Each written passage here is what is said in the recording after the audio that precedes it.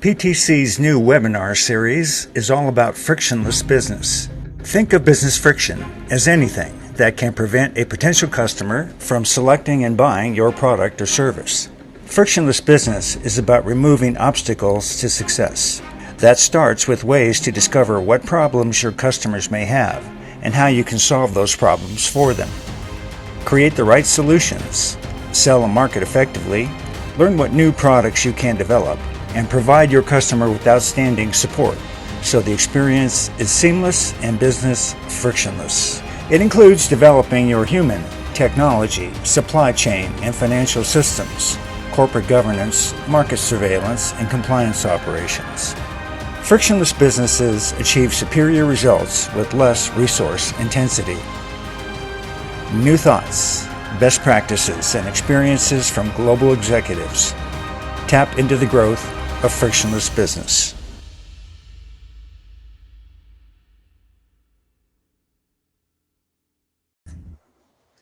Before we turn the time over to our moderator today, we want to provide a few housekeeping notes.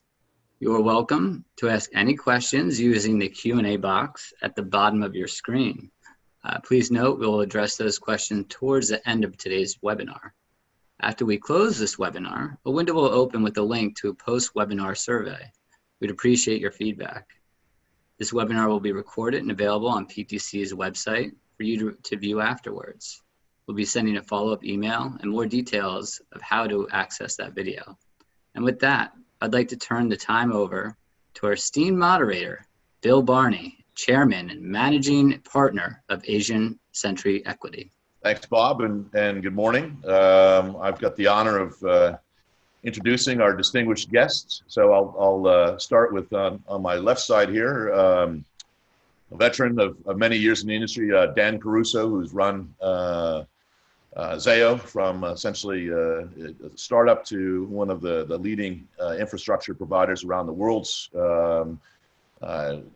Long-standing background in the industry, working with WorldCom and MFS in the early days, and then obviously leading to his entrepreneurial experience of running Zayo, but has built one of the powerhouses of the industry, and it's really exciting to have Dan joining us today. After Dan, we've got Bill Stein, who has been running DRT for essentially the last 16 years. It is the data center of data centers. They've set the gold standard for how to run the data center business, and he's been one of the great leaders in our industry and an icon for us, and actually a mentor for many of the other CEOs around the industry, as he's been a great leader for all of us and has shown us how to build and drive these businesses. So welcome, Bill. Next to me, I have the youngest and the newest of the new CEOs. Keri Gilder just joined, became the CEO of Colt, but comes with a long-standing background of working previously for Sienna, was a leader in a leadership position with Sienna, but also comes, it was interesting discussing with her background before. It comes from more of a programming background and the MIS side, so not so much the carrier side, but more on the equipment and the technology side. So very, very great technologist to have alongside us, and so she's got a lot of hats that she can explain various perspectives from.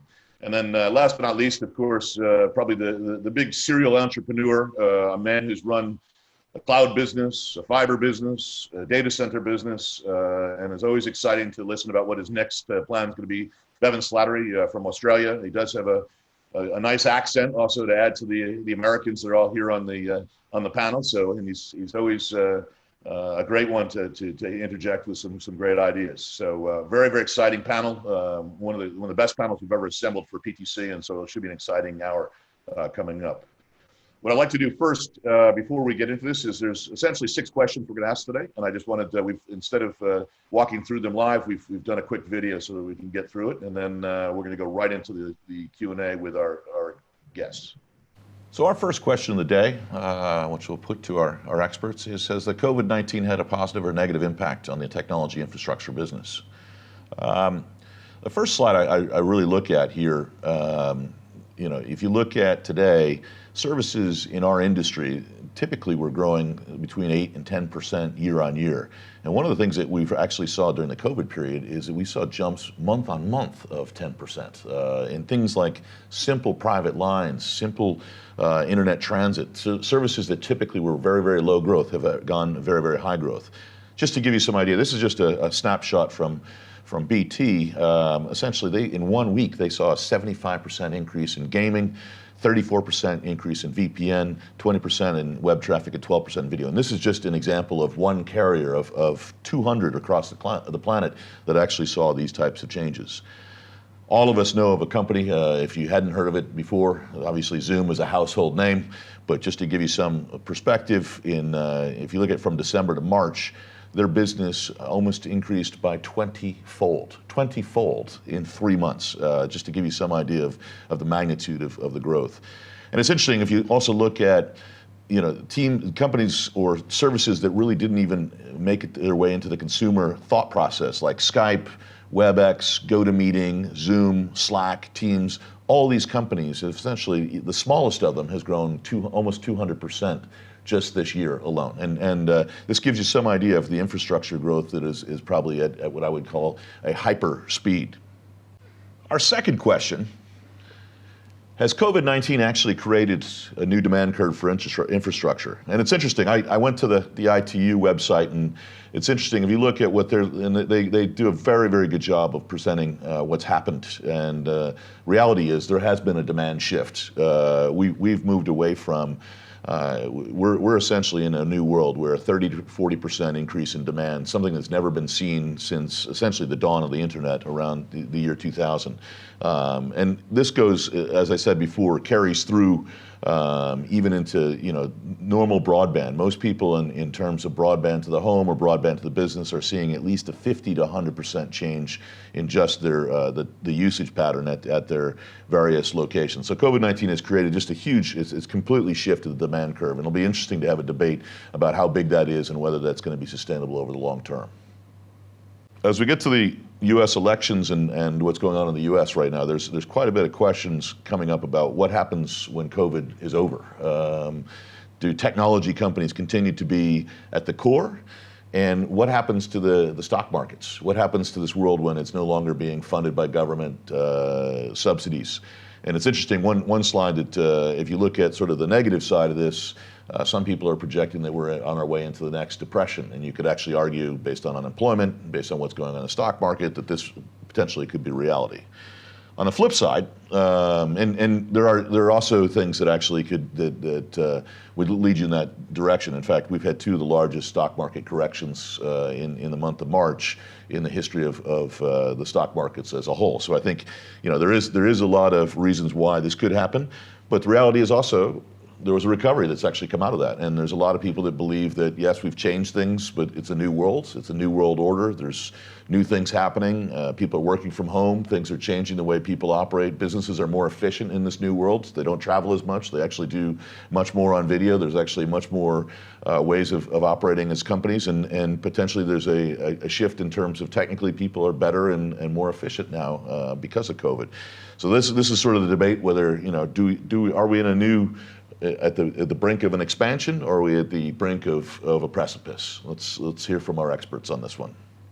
My next question is an interesting one, and it's sort of a bit of an academic question, but one of the things that many of the MIT leaders and technology leaders around the United States are talking about is the fact that technology now has moved faster than humans can adapt. And does that mean that we're into this very, very aggressive change where actually computers are actually making the next innovations versus humans? And have we changed? And many people believe that that's the next step change in terms of industrialization across the world. Is that true, or are we just in another sort of phase where there's an uptick in technology? The second, and as part of this question is, are we also going to be guided by 5 large companies? If you look at today, this is an interesting slide sent to me by one of the top finance people here in Asia. It was talking about the fact that today 50% of the United States stock market is in the hands of 5 technology companies. And it's interesting when you look at that other list, these are all household names that have essentially been relegated to, really second-tier players. And the reality is these companies are so large and so powerful. And the question is, Are these the 5 companies that are going to lead us over the next decade, or will there be new companies coming up? Will the next ones arrive? And the interesting thing is when you look at these companies, most of them have histories of less than 10 years. And so, if you look at their dominance, it's really been only in the last 5 years. So are these the dominant players, or are there going to be new players coming up? And who do we see in the infrastructure space as sort of coming along and changing that paradigm? Probably one of the more interesting questions is what role does the emerging markets play in the post-COVID-19 world? If you think about it today, and if COVID hadn't happened, there was a huge focus in infrastructure on what's happening in the emerging markets. And if you look at it many times, if you look at, for example, today there's almost 3 billion users that are not connected to the internet, and they're largely focused in a very, very discrete part of Asia, and a little bit in Latin America and a little bit in Africa, but the largest 2/3 of them are actually in the Asian continent. And not only is that where they're located, but that's also, if you look at from a population standpoint, that's also where the youth of the next 20 years is going to be. So if you look at today, where the youth will be over the next 2 decades, it's going to be in these areas. So that's where your next generation of consumers, and if you look at Western companies that are trying to participate in the growth of the internet outside of their home markets, these are the folks that they're going to actually have to get onto the networks. And then the interesting thing that you start to, when you start looking at that, when you start zeroing in on Asia in particular, you start to see that there's actually very little infrastructure in these places. So not only is it the places that are going to be connected next, it's where the youth is going to be coming. The challenge is there's no infrastructure there, and it's very much it's interesting. In all of Asia, you have less infrastructure than you have in the entire eastern United States, and so it's interesting. You've got 3 billion people coming on stream, and not a lot of infrastructure to deal with them. So obviously, this is a massive opportunity, and I think if you start to think about it in terms of growth, we're going to have a huge opportunity over the next couple decades to grow in these parts of the world if we can deploy infrastructure. And it's interesting. When you look at, and it's one sidelight as I hand this question over to our experts, but the opportunity here is also, if you look at Southeast Asia, in just the last 4 months, the digitalization that was caused by COVID has actually made them move almost 5 years in terms of growth in just 3 months. And the reason, and so if you look at, we're showing you these numbers of huge growth for COVID in across the United States and Europe, but the reality is in the emerging markets like Southeast Asia, it's actually been almost 4 or 5 times that. And so it's interesting, the digitalization, the number of people are coming on stream, it's exploding in this part of the world. And I think that's going to be an interesting challenge for all of us as we try and think about how do we play in that environment going forward. And finally, one of the things that Dan Caruso is going to, and Bevan, I think, will have a lot to say when we start to talk about this, but this is a slide that I've used since my days in PACnet. And it really talks about the change in terms of the data center infrastructure. And for the first time, I think we're actually seeing this. We talked about what were called stocks and FOX, which are hyperscalers and edge, but it's really this change in the data centers from essentially the place where you store data and you do the industrial compute to where actually computer and applications reside and then feed into things like IoT and many of the other next generation type services that are part of the new internet. And I think the opportunity here is from our perspective, are we coming to a world where you're going to see massive growth in these, or do we continue to see these hyperscalers growing? And what's the model that goes forward? I'm a big believer and have been for 20 years that this is actually going to be the next generation of infrastructure for the next 20 years. But it'll be interesting to hear from our experts as to what they think is this opportunity and where they see the growth going forward. So it should be a pretty exciting set of questions here. Hopefully that gives a bit of a background to the first half hour or so of our discussion. But what I'd like to do is just ask Dan, just starting off, Dan, just give us some insight. Obviously, you're a major player in the fiber space. Have you seen a huge jump since COVID? And are these slides fairly accurate, or in your view, is it greater or less? What's your thinking? Yeah, certainly the world as we knew it in 2019 is never going to be that world again. This is a permanent change and a significant change, and one that kind of marks the ending of one era and the beginning of another, not unlike 9/11 did. And the analogy that you used in the presentation about what was probably going to happen over the next 5 and maybe even 10 years got accelerated into 1 year. The businesses that are tech forward are accelerating, and the path to them having more of an impact is more clear. And the businesses that haven't moved forward in that environment are going to be left even further behind. So this is a gigantic change. It's a change that's going to affect really everywhere around the world, how businesses do business and how people live, period, across all spectrums. Now, having said all that, I don't think Zayo is alone, where what we're not seeing is 10%, 20% revenue growth. We're not seeing that our bookings have jumped dramatically and our growth rate has taken off significantly. What we're seeing is competing pressures. We're seeing a lot of businesses who are struggling to stay in business and struggling to pay their bills. And even the big guys who are doing well in this, a lot of them are looking at, do I really have to make a decision now, or can I wait 2 months on that next project? I might not delay doing it, but I might delay the decision making. I might put it up a few more levels. We've heard things in industry from other companies that we know are slowing down a lot of bookings and revenue growth. So that's a short-term phenomena, though.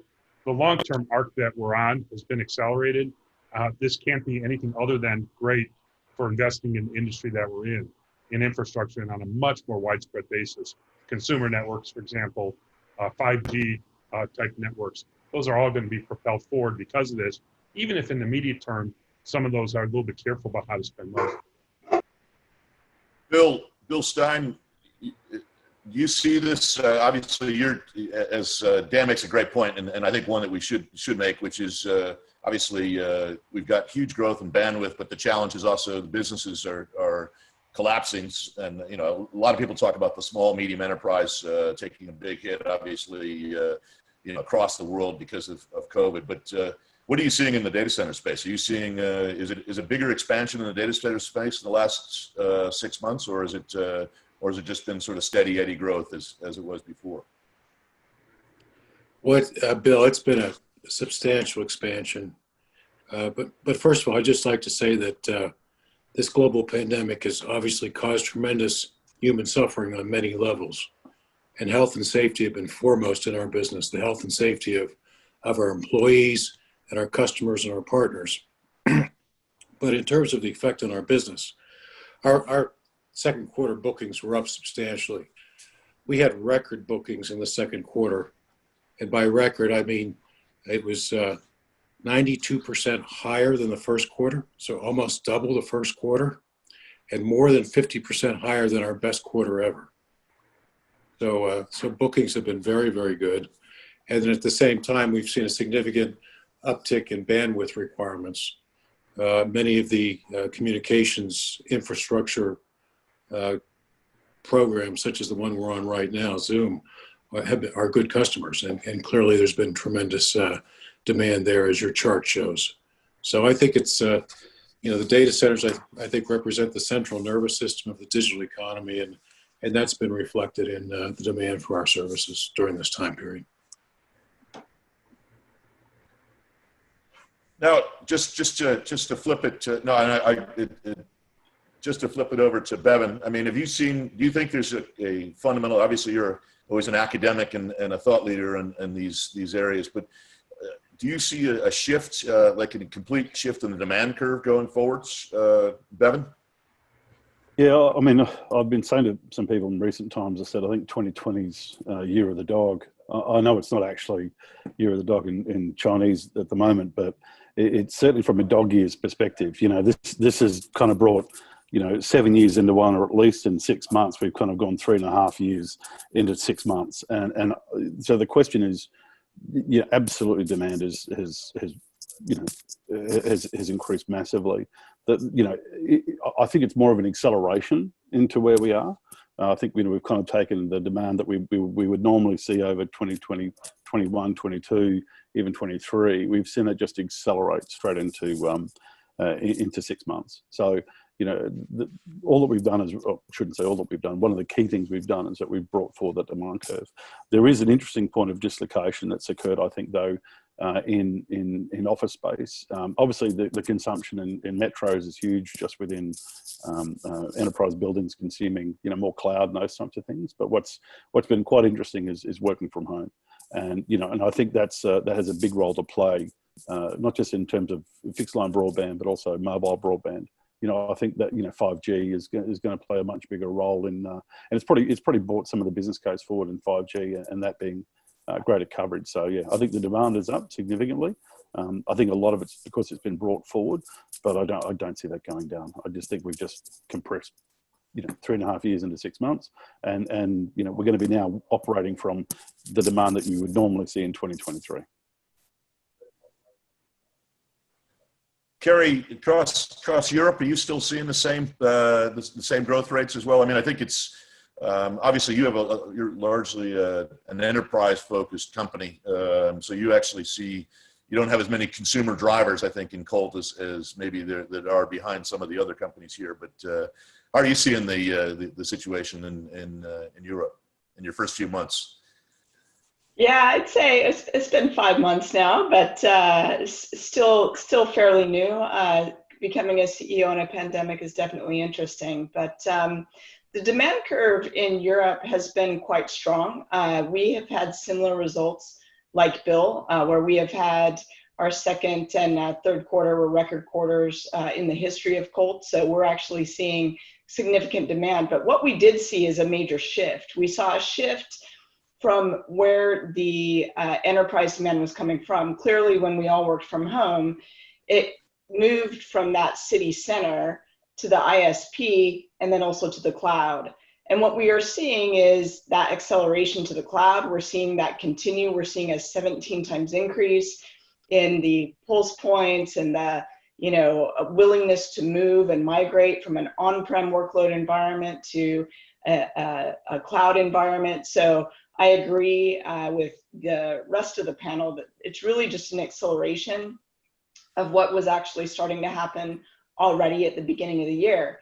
Where we are starting to see a little bit of softness is in the small and medium business and in the southern part of Europe. So as you all know, Italy and Spain were hit the hardest, and they were hit as the two first countries right after the pandemic moved over to Europe. What we're starting to see now is the after effects of the longevity of COVID in those countries. And we are starting to see what definitely is a recession. So we are seeing a little bit of demand loss on small and medium business, but demand is still significantly strong when it comes to the GCNs and the collaboration companies, just like you stated with Zoom and otherwise. We also saw a significant increase in voice. So we always think about data, but the reality is what we didn't expect during the pandemic is on traditional voice services, voice over IP services, there was a 100% uplift in the demand there as everybody moved from home and started using Teams and Zoom and Google E Suite. Yeah, no, it's amazing. I hadn't really thought about that, but yes, voice is that forgotten service that we used to use, and now it's kind of coming back. Well, let's switch gears here. Let's think about Dan. What do you think?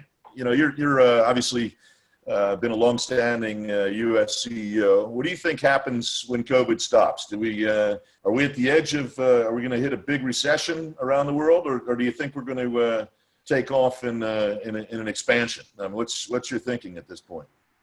I mean, unfortunately, the answer I think is going to be both. We had obviously a challenge prior to this year in those who were in, call it the haves, doing really well, and those who were maybe in the have-nots, struggling. The gap between the wealthy and the less wealthy was getting bigger and bigger. And I think, unfortunately, this is just going to accelerate it. If you're a part of the economy that is going to benefit from this accelerated shift, you're going to benefit in a big way. If you're part of the economy or the communities that don't benefit from that, you've got an opposite problem. You've got problems with businesses that are going to go bankrupt. They're going to close their doors. They're going to be permanently obsolete. Businesses that would have had a long life in front of them had not been for this may not survive. So I think we're going to be in a very difficult economic time. So long as we can continue to print money and not have inflation, we can deal with that. My fear, for the greater community is, well, if we get to the point where inflation starts to kind of show signs, it's going to be more difficult for governments to kind of take care of those who are otherwise being left behind. And we could be entering a very difficult period for kind of our communities at large. So I think it's going to be very tricky times for the next 5 years plus. Yeah, no, I've heard arguments on both sides. I mean, Bill, what's your thinking? Obviously, you spent a lot of time thinking about this as well, and you know, do you see this as what do you think is going to happen with the U.S. markets and generally? Do you think we are in a slump, or is it sort of a two-pronged approach? I like the way Dan characterized it, because I do think there is sort of, and it'll lead into our later questions about who's benefiting and who's not benefiting. But I think, what's your thinking, Bill? Well, I think there are going to be clear winners and losers. I think there are some signs of a recovery right now. I think some of the economic statistics have improved in terms of unemployment levels and that sort of thing. But I think this crisis will have lasting effects on society and business on many levels. It's going to force enterprises to be nimbler and to accelerate their digital transformation. And I think it'll make them more willing to invest in mission-critical digital infrastructure. You know, the enterprises that were on a digital transformation journey pre-pandemic are the ones that have thrived during this pandemic because they accelerated those strategies to remain relevant and competitive.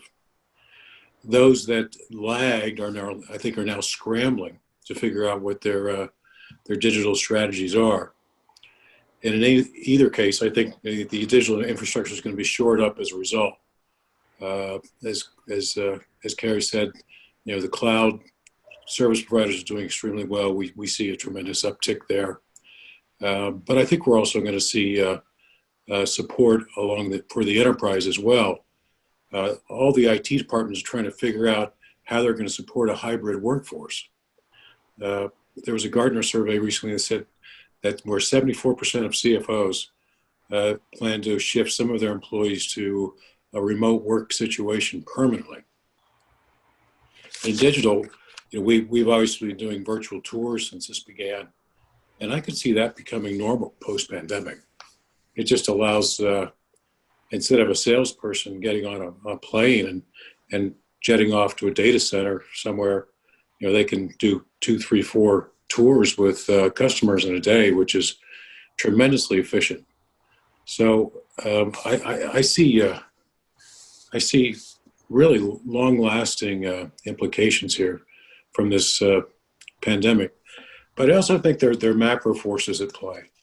I think, first of all, coming out of this, you're going to see a significant uptick in M&A activity. Goldman's predicting that to pick up in 2021. They think the volumes will increase to the same level as they were in 2021, or rather in pre-COVID. So, and this obviously increases the amount of data that's being exchanged as these massive deals are being evaluated. I think if you think about staying at home and buying goods, probably predominantly on Amazon but from others as well, you know, I think the digitally enabled commercial transactions are going to be a far greater piece of buying and selling in the future than they have in the past. And I think that'll continue just because of the ease of doing business. The other thing that we see, and you mentioned this in your opening remarks, Bill, is I think there's going to be increasing localization for data storage and data aggregation at the local level. And this will be redundancy driven in part by the need to meet legal requirements and compliance requirements, as well as edge. So for example, in Keri's world in Europe, and we see it through our interaction platform, because of data sovereignty, we think that there's going to be an increasing move into the smaller countries and the secondary and tertiary markets in Europe. And finally, if you look at what Gartner is saying, they're saying that by 2023, the security products are going to be a hybrid of both physical and cyber. And I think that that's obviously going to have significant implications for our businesses as well. Thanks. Yeah, Bill, I think that's good points. I think and to add on to that, I think one of the questions that comes out of when we think about this is when you look at that chart that talks about who's the market capitalization, there's 5 companies that essentially dominate the space. If we flash forward, just to add on to this question, 5 years forwards, Bevan, what do you think? You think there's going to be, will we see those 5 as sort of half the stock market, or will they be 3/4? Or will there be 10 new players coming in? Will there be Chinese players coming in? Will there be different? Will that group be different in 5 years, or is it going to be more of the same as we come out of the backside of this? Yeah, look, I think one of the interesting parts about that chart was there was not a Chinese company in there. And I don't think that's going to change much because I don't see a Chinese company listing on the NASDAQ anytime soon or in the future. But, I think you've got to acknowledge that, the market capitalization and the size of some of the companies that are coming out of China are just as big as some of the ones that's on that chart. I think when I kind of play the movie forward, I actually think it's going to be very hard for people to break into that space. And it comes down to it's going to be somewhat difficult. I think that the area of focus is going to be, I think in some ways the cloud race has already been run to certainly the first, the first leg of it. It's going to be difficult for other people to challenge, I think, the large providers in cloud. I think the next war or the next kind of race that's going to be run is in true big data and AI. I think that's where the next group of people are going to come out.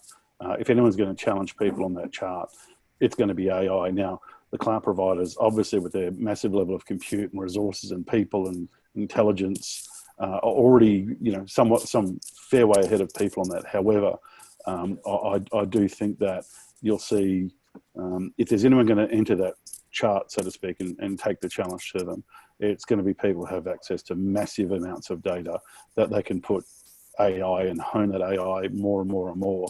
I think that's where this is going to be, because ultimately, I think, Bill, you're right that the level of, computers and computation and AI is now already outstripping what people can kind of come up with, and that's only going to accelerate. So the people who are ready for that world and who are leading that world, there's a great opportunity like there was in cloud back in 2010. Keri, you agree with Bevan's view of the world, or what do you think? Yeah, I think I have a very similar view to Bevan. We're seeing it right now where, sales is driven by machine learned insights in order to figure out what that next action is. If you look at the past 5 months of the pandemic, the one thing that became predominantly clear was the need for resilience in this environment. There were 2 things. Bevan talked about data sovereignty, and he's absolutely correct, or maybe it was Bill, talked about that in Europe, and it absolutely, as the environments start to become more nationalistic, data sovereignty becomes more and more important. Security was always important, but data sovereignty is even more important now. So I think you have these 5 major elements that are playing towards a more automated digital environment in all parts of the ecosystem, whether you're driving to the cloud, you're driving directly to the enterprise, or otherwise. And I think that we all have a part to play in that. The question that I have is, how do we actually build the ecosystem together? Because the reality is we're not going to be able to do it alone.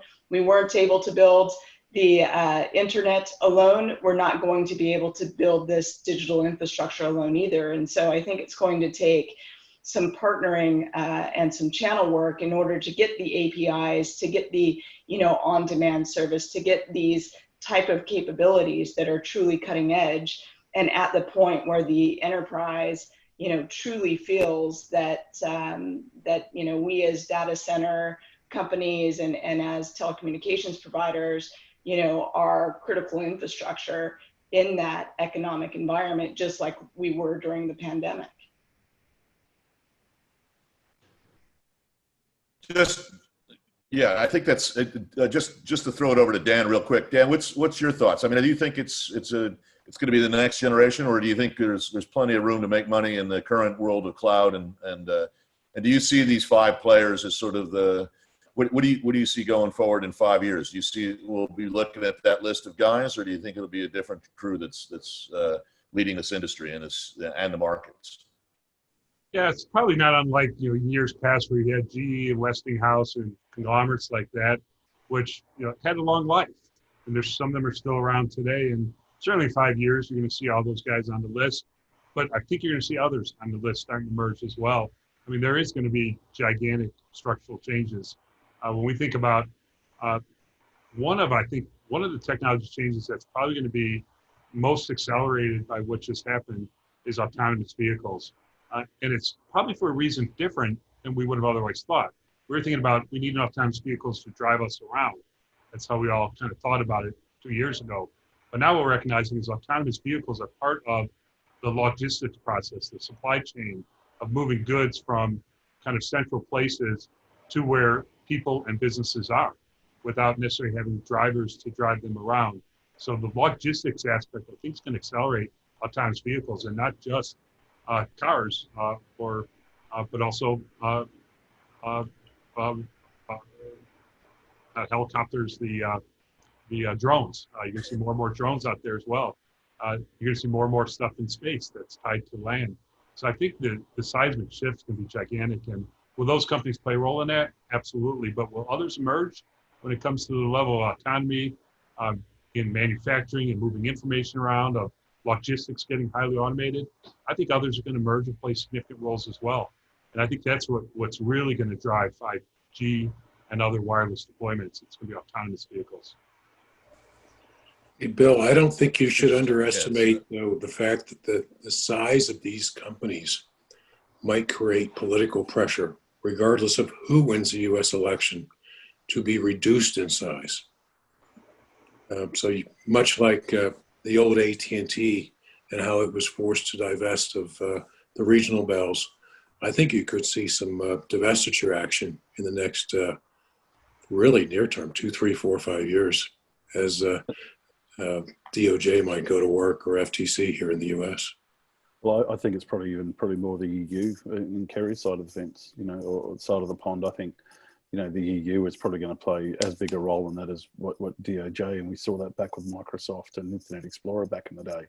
I think there's going to become a realization that, these companies probably do need to be broken up, because, when you've got, tens of billions of dollars of R&D a year, it's very hard for companies to catch up. Someone like Tesla can kind of pull that off, but it's going to be difficult for others to do it. So completely agree, Bill. Well, I think, it's an interesting thought that we could end up with some demergers, sort of like AT&T all over again. Some of us lived through that in the old days, back in the late 80s, early 90s. Just to switch gears, I think one thing when I looked at everybody's website, all the CEOs here, and I think one of the things that I would say, and don't take this as a criticism, but I would say there's very limited exposure to the emerging markets of all the companies that are here. I would say you're probably 10 to 15% of your business is in those areas, and you're largely focused on the what I would call the developed markets. And when I look around, and it's an academic exercise, but you look at the trends. Obviously, the most of the youth is going to be coming out of these markets in the next 25 to 30 years. It's also where most of the GNP growth is going to come from countries in terms of growth rates. And yet, there's almost no infrastructure in these places. When you start talking about Indonesia, India, and even, China's come a long way, but still it's, if you look outside the coastal cities, China's got a long way to go in terms of infrastructure.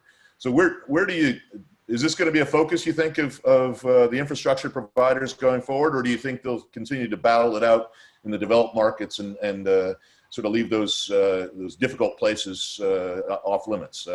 What do you think, Keri? Because I think your business is one of those that has largely made its way in Western Europe. And I know you have some Eastern Europe capabilities, but do you see Colt moving aggressively into the emerging markets?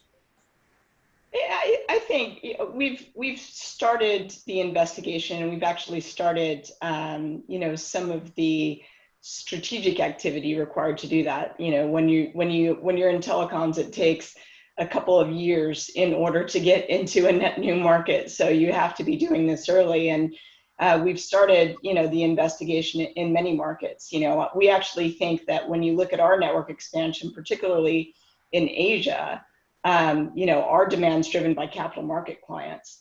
And so if they're looking for connectivity to exchanges in China, India is Mumbai, you look at Thailand, in Bangkok, Malaysia, et cetera, those are all areas that are always on our radar as to whether we need to expand into those markets or not. I think the question again goes back to my partnering scenario, which is, if you look across the globe, there is a company somewhere that has some sort of footprint, whether it be Liquid in South Africa or Main One in Nigeria, there's someone that's there. So, the question that I have is with software-defined networking, do you actually need to build into these scenarios, or do you need to partner better across the world to enable a more holistic view of the world and enable a better connectivity environment, for these emerging markets as they bridge forward? But you're absolutely correct. I mean, population increase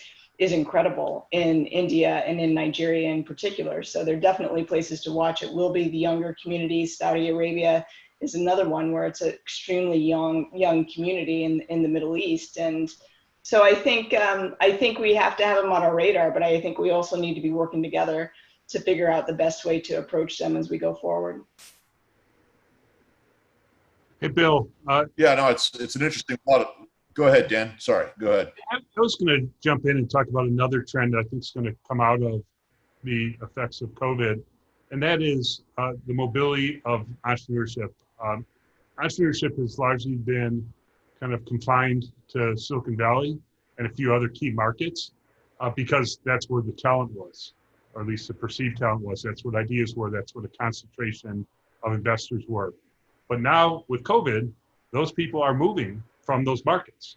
Both the investors are moving to lower tax zones and areas where they can work remotely, but also the talent, the technology crowd is saying, why am I living here in the Bay when I could live in Colorado, or I could live in Austin, Texas, or I could live even overseas in markets that I could work out of just as easily. And with that means there's going to be a lot of proliferation of talent.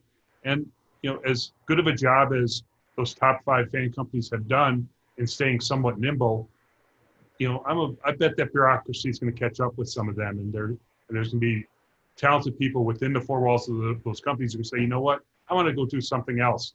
I want to go do something that I have more of an impact on, that I could touch and feel the outcome and benefit more significantly in it. So I think one of the lasting effects of this is we're going to see entrepreneurship, tech startups in all areas of the globe have more of a chance to have an impact. Yeah, I mean, Bill, just on this, I think this is actually probably one of the most interesting questions you can ask, because I think you saw what happened in India. India was behind the 8 ball in terms of fixed line infrastructure, those types of things, and then better than anyone, Bill. And then they just skipped the whole fixed line thing and went, certainly for the consumer, went straight to mobile, right? And went to mobile data.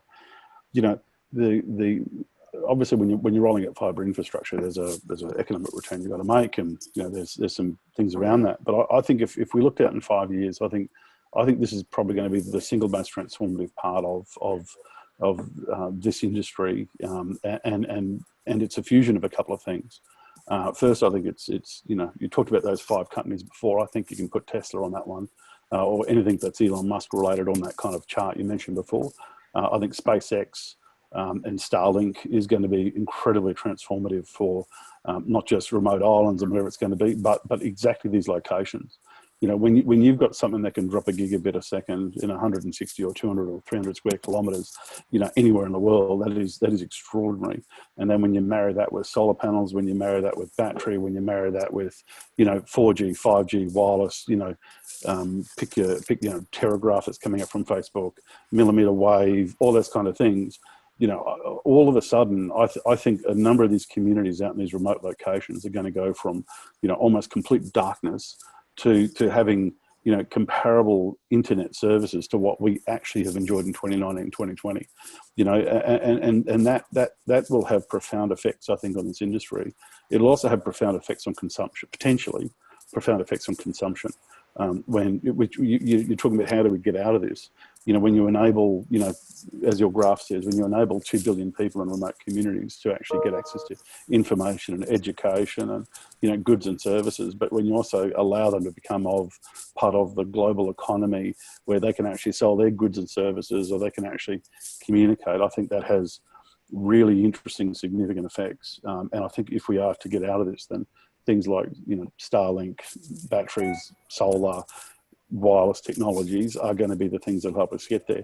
But we also can't just think consumption is going to increase in demand. I think the other flip side of that is, what economists I think have missed, a lot of them anyway, I do a bit of reading on it, is actually the deflationary impact that the internet's actually had on the world. Interest rates, if you print money like we're printing today, then historical economics theory says, you devalue your currency, your cost of goods should go up, but we're not seeing that. We're actually seeing the cost of goods continue to decline, which I think is globalization internet. So look, I think for the first time in a generation, I think we're going to see communities almost build their own network, so to speak, in these far remote locations, and they'll be able to do it for a solar panel about this big, a panel for wireless that big, and a Starlink uplink that's for about for the solid cost of about $1,000, you'll be able to interconnect everyone globally anywhere in the world and provide your whole community with internet.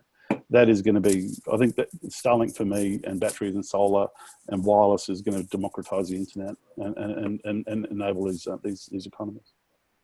Oh, I think that's an amazing point, Bevan. Thanks, because I think it is for personally, I've been in the emerging markets for most of my career, and the challenge has always been, can you get the handset or the computer cheap enough so that those 3 billion users can actually use it? And then the second thing was, can you actually get the network to them? And I think now we're seeing that we can get the network to them, and I think we're all seeing that the devices at the end are down to the price point that anyone can afford, even if you make only $1,000 or $2,000 a year. So it is a pretty amazing time for all of us. I mean, Bill, what do you think on the emerging markets? Obviously, you've made a living out of doing quite a bit in the developed markets, and that's really been the focus of BRT. But I know that you obviously have a joint venture in India that you've started, and you've got a number of other initiatives that are underway, and it'd be good to hear what you think of the other markets going forward. Sure, Bill. Well, it was last year, or year before, I'm losing track of time here. We acquired Ascenti in Brazil with Brookfield. And it's a combination data center fiber play. And since we acquired them, we've also expanded into Chile and Mexico. So that's our Latin America platform. And we're big on LATAM. In fact, we have #1 market share there. You're right. We've announced a JV with Adani for India. We're invested. We have a toehold in Africa through the Interaction platform in Kenya. And we just recently announced that we're moving east in Europe. We're acquiring a platform. We have acquired a platform actually in Croatia. So we're pushing into Eastern Europe. But I mean, having said all that, while the growth rates are huge in these markets, the initial dollar investments are small. It's hard because the legal environment might be different than what you're used to. There may not be the same level of political stability, and there may not be the same sort of predictability in terms of how the currency will move. And it's in some of these markets, it's hard to borrow in the local currency, to have a natural hedge, and if you try to hedge for FX, it can be extremely expensive. So it's not investing in these markets is not for the faint of heart. It's hard. Yeah, that's why. I mean, we've done it. We'll continue to do it. Yeah. Yeah, Bill's only 35 years, but he's been building data centers for 5 years. So that's how much it's changing. No, I think it's and as I always say, the devil's in the detail, right? And obviously these things look great on charts, and you can say, hey, there's a huge growth opportunity. But then when you actually have to go operate in these places, there's a lot of work, and there's a lot of shoveling that's got to get done before you get your first asset on the ground. So no, I completely agree. It's a challenge to these places, but I think we're going to have to find better ways to get there. And Bill, in our business, in some of these markets, power is anything but reliable. Yeah. Right. And so you end up having to build a power station too. Yeah. It's sort of like the old days of the factories where you have to build all the infrastructure to get to the factory, right? Which is, right. Let's finish up on this this last question, which is really around what's happening in the data center space. Are we going? Is it going to be this proliferation of edge computing centers? And some, when you go on to some of these presentations made by some folks, they say there'll be hundreds of thousands of these. You'll be converting essentially one in every major city, or there'll be 3 or 4 in every major city. And you could argue that based on, if you look at how if you look at the big 5, how they're deploying their infrastructure, typically they're putting pods into every one of these major locations and actually running their applications through that. They're very distributed with a central data center at backwards. So they have a hyperscaler with a series of distribution centers. Dan, why don't I throw it over to you? What do you think? And I know you're seeing this evolution happening very, very quickly in the U.S. And what do you see the ecosystem looking like? Flash forward 2 years, 3 years. Is it a lot of small data centers and fiber between them, or what does the ecosystem look like? Yeah, I don't think there's a competition between big data centers in low-cost areas and edge data centers. I think they feed off each other, and I do believe you're going to see a lot of edge data center deployment in the coming years. And it's being driven by a few trends. One is all of the cloud companies, they want to connect directly into their customers. So they want their customers to have a direct attachment to their cloud network, almost pushing their cloud to the customer prem.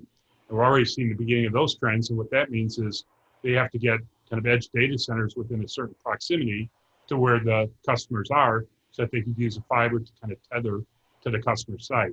5G is going to, the most optimal way to deploy 5G is going to include having kind of C-RAN nodes that, again, are a certain distance from the small cell sites, and that's going to be kind of edge data centers.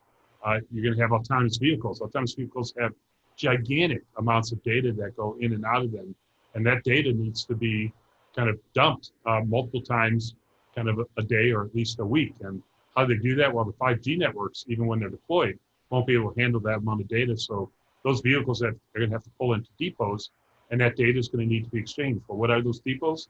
They're edge data centers. And we're already, by the way, deploying some of what we call these fiber stations for customer demand.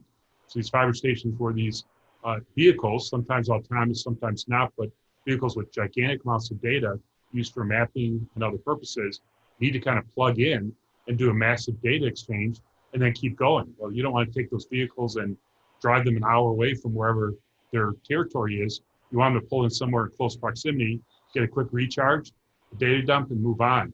And that's, again, that's going to be examples of data centers. And what you're going to see is real estate change. What was kind of big box stores are going to be much more than just stores. They're going to be, those parking lots are going to have edge data centers, and they're going to be 5G hubs, and they're going to be fiber stations, they're going to be logistics centers. There's lots of those kind of locations around. Same thing with like supermarket stores, same thing with car dealerships. What are the car dealerships going to do in the future? Well, they're not going to have cars there where people go look at them.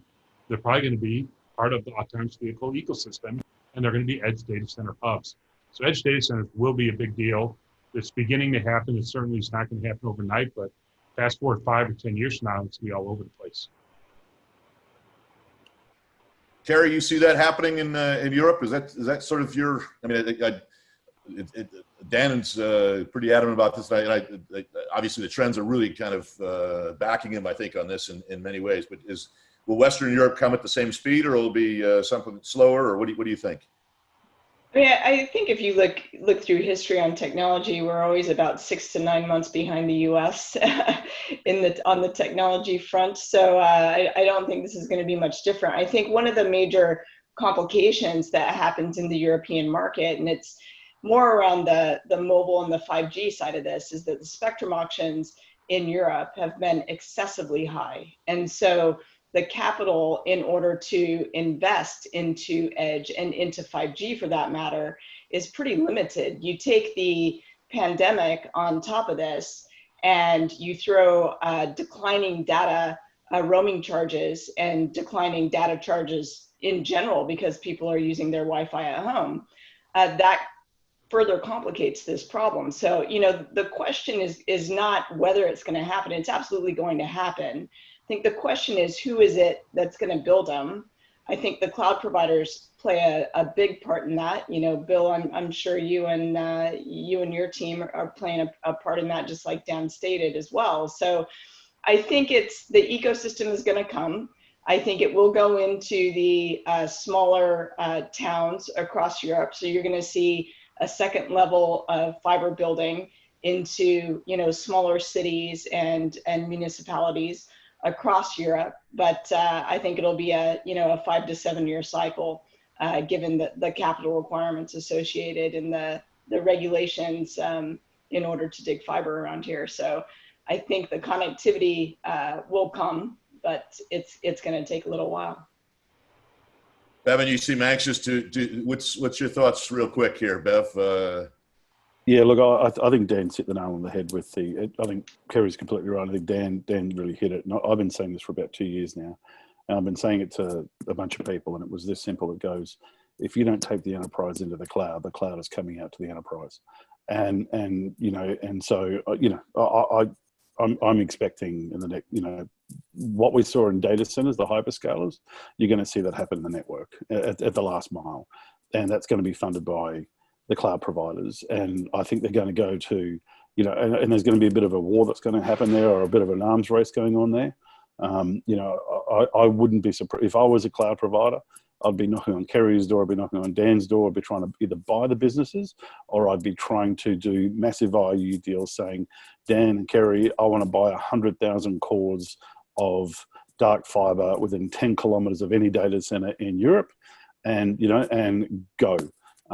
You know, and I think that to me is where this race is going to happen. And then the second tier of this is, you talk about edge computing. It will start, I believe, with the network edge. The network edge will beat the computing edge. And what I mean by that is, when you look at the applications that need to be, that have a 1 millisecond, a 5 millisecond, a 10 millisecond, a 50 millisecond requirement, you know, you don't need to put compute at the edge if there isn't a 5 or 10 millisecond requirement. You know, 5 milliseconds go, you know, 500 kilometers back to a data center, or certainly if it's a return trip, 200 kilometers. So, you know, I think the edge has already started, 5G and all this compute, but the first business case for the edge starts at these hyperscale data centers, and then you'll actually see that continue out. You'll see it start with network. You'll see these network edges get further and further out. And then as the 1 millisecond to 5 millisecond compute requirements demand, you'll start seeing compute going out there. There's some challenges about the business model behind that. But, you know, to me, it starts with network edge. But I think you watch, we have this conversation in 2025, we have this conversation in 2022, you know, or PTC 2023. If we haven't seen the OTTs, you know, get massively into this space, and a new level of funding into the last mile, I'd be surprised, particularly after I've told them what to do now. Bill, thanks, Bevan. Bill, we're going to go with the two Bills for the last words here, but obviously we're running out of time. But Bill Stein, what's your thoughts? Oh, listen, I agree with the audience. We're seeing it. I mean, we're getting orders for network nodes from the big guys, but they're going into smaller cities. I mean, not the major hyperscale locations, but you know, smaller cities in the U.S. So it's happening. I think the other interesting piece that we didn't touch on here, though, I think it's the importance of the subsea landing stations, and the role that they're going to play going forward too. Because while the data has to go out to the edge, the data is also moving around the world. And I mean, in our case, that's one of the criteria we look at when we look at going into new markets, is where do the subsea cables come in? And Bevan, Thanks. I'm sure, was sympathetic to that. Yeah, can you build one in Salon? I want to go there. Well, what I'd like to do is, first of all, I want to thank Keri for staying up tonight and joining us. She was very, we really appreciate that. And I told her that the next time we bring her on, it'll be during a reasonable hour for her. But we do appreciate it. And I do appreciate all all of our panelists. I think that it was a terrific discussion. I think we could have gone on for another 2 hours, to be quite honest. And I know there were a number of questions that came from the crowd that we're not going to be able to answer, but what I will try and do is direct those questions to the various CEOs, and they'll get me an email and I'll send it back to you. So we will answer your questions, and I apologize that we can't do it live on stream. But I think it was a terrific discussion and gave me some great insights as to, looking towards the future, and hopefully it did for our audience as well.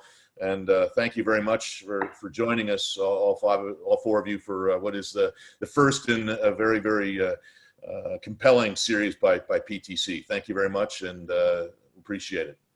Good morning and good night. Thanks, Bill. Thank you, everyone. Bill. Bye. Bye-bye.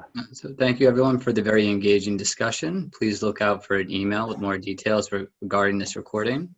PTC would very much appreciate your feedback. Please be sure by clicking on the link as we close out the webinar. Thank you and have a great day.